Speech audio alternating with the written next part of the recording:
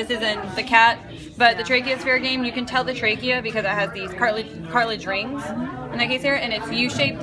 Right behind the trachea is the esophagus, which is why the trachea has U-shaped rings, not entire, because you need to keep this inflated, but at the same time you need to be able to swallow. So down here it goes to the esophagus. This whole thing is your liver. I told my students I could pin the gallbladder, which is right in there. And as like on those pictures you had, it was green. So this can be the same here. This is the stomach.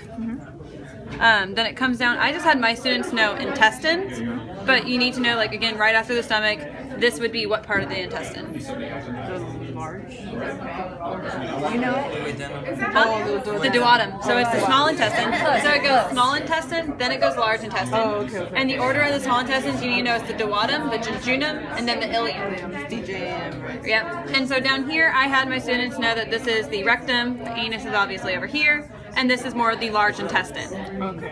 And then again, what is the order of the large intestine? Ascending, transverse, and descending.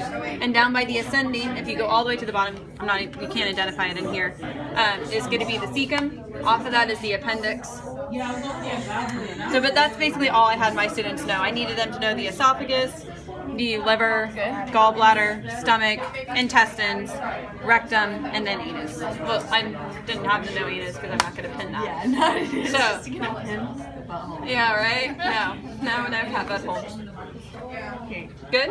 That's all I had them know. Most of the rest of it, I had them know based on, like, diagrams. So she showed you where the gallbladder is. Once So, like, what they could do is they could be like, you know, in here, if they pin it up here, you know that that's probably the duodenum, or I just had them know intestines. Okay. Because it's pretty hard on the cat to see a large versus a small intestine, because it all starts blending together. and say what's the enamel. You have to really do histology, like cut it open.